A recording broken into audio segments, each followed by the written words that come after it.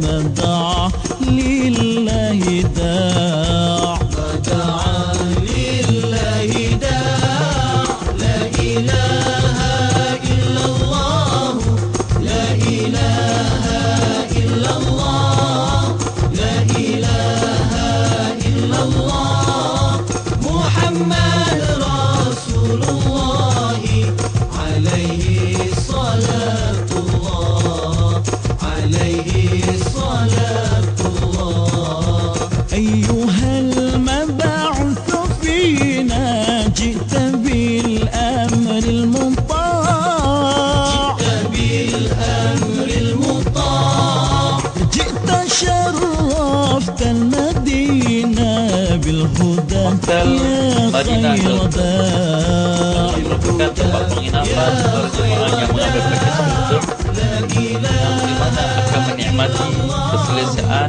dan sekalian fasilitas yang canggih serba baru, model yang baru, terletak dekat dengan Masjid Nabawi yang menakjubkan para tetamu yang menginapinya. Hotel berbintang 5 berhadapan dengan makam Nabi sallallahu alaihi wasallam seperti yang terlihat di gambar ini, di mana terletaknya di dalam Masjid An-Nabawi yang tersergam indah, yang hanya beberapa saat sahaja daripada pintu hotel. Kelihatan gambarnya diambil daripada jendela bilik yang menjadi tempat penginapan para jemaah sewaktu berada di dalam Hotel Madinah Hilton. Salamun alaik ya Habiballah, salamun alaik ya Rasulullah, salamun alaik ya Habiballah, salamun alaik ya Nabi Allah, salam alaik salawatullah. السلام عليك يا رسول الله السلام عليك يا نبي الله السلام عليك يا حبيب الله السلام عليك وهي رسول الله. Al-Masjid An-Nabawi, inilah dia masjid yang tersergam indah, yang terbaring di dalamnya di bawah kubah hijau jasadnya mulia Rasulullah sallallahu alaihi wasallam. Keadaan Masjid Nabawi daripada zaman dahulu sudah begitu banyak berubah, di mana sekarang ini keluasannya boleh memuatkan hampir 1 juta manusia dalam sekali salat. Kelihatan di sini mimbar yang terletak di dalam kawasan Raudhah. Demikianlah kita lihat di kawasan ini terletaknya mihrab Rasulullah sallallahu alaihi wasallam. Ar-Raudhah ini yang dikenali sebagai Raudhatul Jannah ataupun Taman Syurga.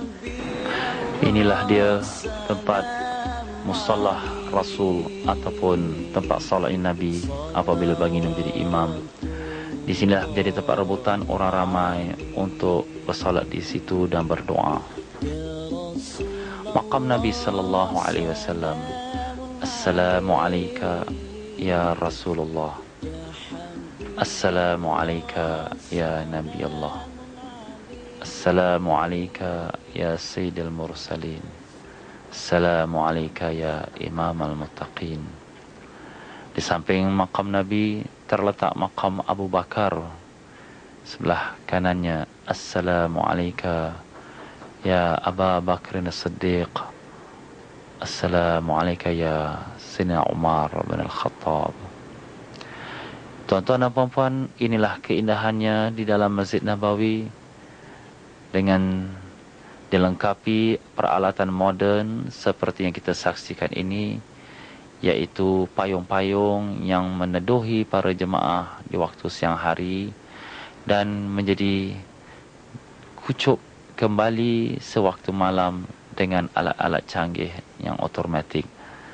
Begitulah alat-alat canggih ini dipergunakan untuk kemudahan para jemaah yang bersalat di dalam masjid An-Nabawi. Ya Nabi salam alaika, Ya Rasul salam alaika, Ya Habib salam alaika, salawatullah alaika, Ya Nabi salam alaika, Ya Rasul salam alaika, Ya Habib salam alaika, salawatullah alaika, Ya Rasul kau bawa cahaya menyinari alam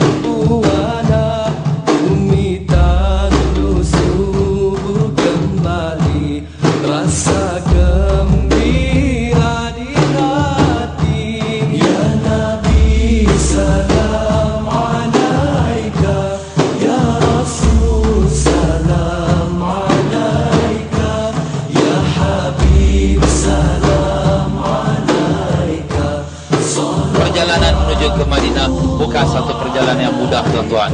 Ialah perjalanan di tengah padang pasir. Tak kurang daripada 7 malam 8 hari baginda melalui padang pasir itu, dalam keadaan dikejar, diburu oleh orang-orang kafir Quraisy. Sesungguhnya orang-orang Madinah apabila mendengarkan bahawa Nabi SAW mendatangi menuju ke kota Madinah, mereka terasa sangat gembira. Tetapi dalam kegembiraan mereka itu, mereka terasa cemas dan rasa risau dan bimbang kerana mendengarkan bahawa orang-orang kafir Quraisy telah menawarkan 100 ekor unta sebagai ganjaran kepada mereka yang dapat membunuh Nabi SAW atau membawanya hidup ataupun mati. Maka setiap hari orang-orang Madinah, antara mereka yang datang ke Quba, kerana Quba inilah pintu masuknya ke kota Madinah, dan memanjat pokok-pokok korma dan melihat daripada pokok korma ni ada tak orang yang datang menuju ke kota Madinah. Maka pada satu pagi daripada hari Isnin 12 Rabiul Awal, salah seorang penduduk Madinah memanjat pokok korma, dan dia pun setelah panjat tinggi pokok korma tu, dia lihat daripada jauh nampak bayang-bayang orang yang sedang mendatangi kota Madinah. Bayang-bayang itu tak begitu jelas, tapi lama kelamaan apabila orang itu berjalan menuju ke kota Madinah, makin lama makin jelas, dan ternyata yang datang itu ialah Rasulullah sallallahu alaihi wasallam dengan sahabatnya Abu Bakar radhiyallahu an dan dengan seorang penunjuk jalan. Maka beliau dengan rasa gembira memanggil orang-orang ahli Yasrib, wahai ahli Yasrib, wahai ahli Madinah, marilah keluar menyambut orang yang kamu nanti-nantikan. Maka semua ahlul Madinah datang ke Quba untuk menyambut kedatangan Nabi sallallahu alaihi wasallam dengan penuh gembira.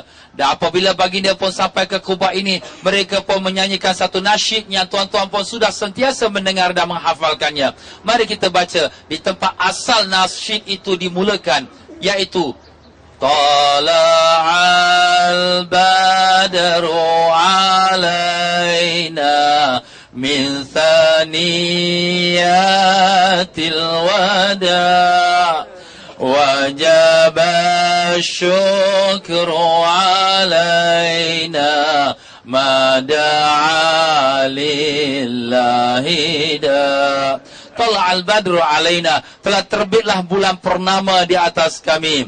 Min thaniyatil wada', daripada tempatnya bernama thaniyatil wada'. Wajib syukru alaina, wajiblah kami bersyukur. Ma da'a lillahi da', selama Nabi itu menjadi penyeru kepada Allah Subhanahu Wa Taala. Jadi begitulah tuan-tuan dan puan-puan, orang ahli Madinah menyambut kedatangan Nabi dengan penuh riang dan gembira, dan semua masing-masing menjemput Nabi ke rumahnya. Tetapi Allah Subhanahu Wa Taala telah mengizinkan Nabi sallallahu alaihi wasallam untuk berehat dan bermalam di rumahnya Abu Ayyub Al-Ansari radhiyallahu an. Apabila Nabi sallallahu alaihi wasallam tiba di Quba ini, maka Nabi sallallahu alaihi wasallam perkara yang pertama sekali yang Nabi fikirkan ialah untuk membangunkan masjid. Tetapi di manakah tapak masjid itu nak dibangunkan? Maka Allah Subhanahu Wa Taala yang membuat pilihan itu. Semua orang menawarkan tanahnya untuk dibangunkan masjid, tetapi rupa-rupanya unta Nabi sallallahu alaihi wasallam yang bernama Qaswa. Unta Nabi itu diperintahkan Allah supaya menjalani sehinggalah sampai ke satu tapak, dan disitulah dia pun berhenti, disitulah dibangunkan masjid, dan inilah dia tapaknya tuan-tuan dan puan-puan yang dibangunkan Masjid Quba.